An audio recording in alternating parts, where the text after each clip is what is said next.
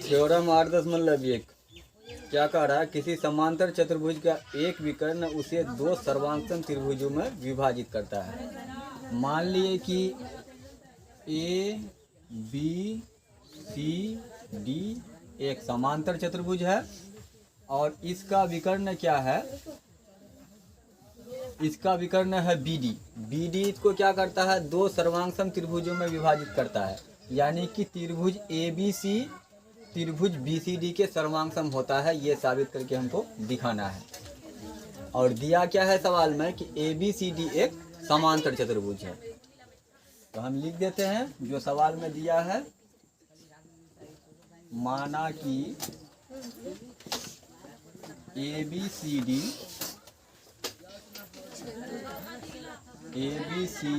एक समांतर चतुर्भुज है।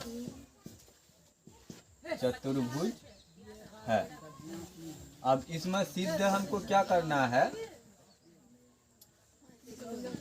सिद्ध करना है कि त्रिभुज ए बी सी सर्वांगसम है त्रिभुज बी सी डी के। बहुत ही आसान थ्योरम है ये, ठीक है। इसमें रचना वचना करने का कोई जरूरत नहीं है, डायरेक्ट प्रमाण पे आते हैं। प्रमाण देखो, हमको जिस त्रिभुज को सर्वांगसम करना है उस त्रिभुज पर थोड़ा सा देखते हैं। क्या देखते हैं? त्रिभुज ए बी सी और त्रिभुज बी सी डी में क्या क्या चीज बराबर है। तो सर्वांगसम के लिए 5 नियम हम लोग पढ़े हुए हैं। कौन कौन सा नियम पढ़े हुए हैं? एस ए एस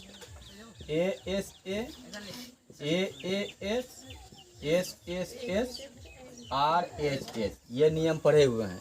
इन 5 नियम में से कोई एक सा नियम यहाँ पर लगेगा सर्वांगसम होने के लिए। तो अब देखते हैं कौन सा नियम लग रहा है।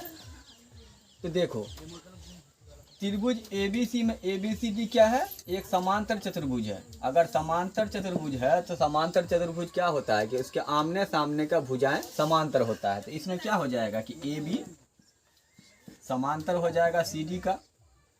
दो रेखाएं समांतर हो, एक तिर्यक रेखा अगर उसको काटे, रेखा एवं कोण चैप्टर में हम लोग पढ़ चुके हैं कि दो रेखा समांतर हो, एक तिर्यक रेखा उसको काटे, तो सम्मुख अंतःकोण ये वाला कोण और ये वाला कोण क्या होता है? आपस में बराबर होता है। तो यहाँ पर ये वाला कोण और ये वाला कोण क्या होगा? आपस में बराबर होगा। इसलिए कोण ए बी सी किसके बराबर होगा? ए बी सी बराबर होगा कोण सी डी बी के। एक कोण बराबर। अब दूसरा क्या चीज बराबर? तो दोनों त्रिभुजों में बी डी भुजा आ रहा है। और ए बी सी में भी बी डी है और बी सी डी में भी बी डी है। तो बी डी बराबर डी बी, बी डी बराबर डी बी। पहला वाला का कारण क्या है? यहाँ ये क्यों बराबर है? तो यहाँ कारण लिख सकते हैं सम्मुख अंतःकोण। दूसरा वाला बी डी बराबर बी डी क्यों है? ये उभयनिष्ठ है, कॉमन है। अब 3 चीज होना चाहिए हमारा सर्वांगसम पूरा करने के लिए। 2 चीज तो आ रहा है। अब तीसरा चीज क्या बराबर है? तीसरा चीज ये बराबर होगा क्योंकि इसमें अगर समांतर चतुर्भुज ए बी सी डी है, ए बी सी डी के समांतर है, तो ए डी भी तो बी सी के समांतर होगा ना। अब अगर ए डी बी सी के समांतर है, ए डी समांतर बी सी, जैसा कि ये ए डी है, ये बी सी है, समांतर है, एक तिर्यक रेखा उसको काटता है, तो ये वाला कोण और ये वाला कोण बराबर नहीं होगा। तो यहाँ पर ये वाला कोण और ये वाला कोण आपस में बराबर होगा। तो कौन सा कोण? कोण सी बी डी। कोण सी बी डी बराबर हो जाएगा कोण बी डी ए का। बी डी ए का। अब बी डी ए के बराबर है तो देखोगे एक कोण, एक भुजा, एक कोण, एक कोण एक भुजा एक कोण, यहाँ पर भी एक कोण एक भुजा एक कोण। तो साइड एंगल साइड, ये वाला रूल, एंगल, ये वाला एंगल साइड एंगल, इस नियम से क्या हो जाता है, दोनों त्रिभुज सर्वांग सम हो जाता है। तो त्रिभुज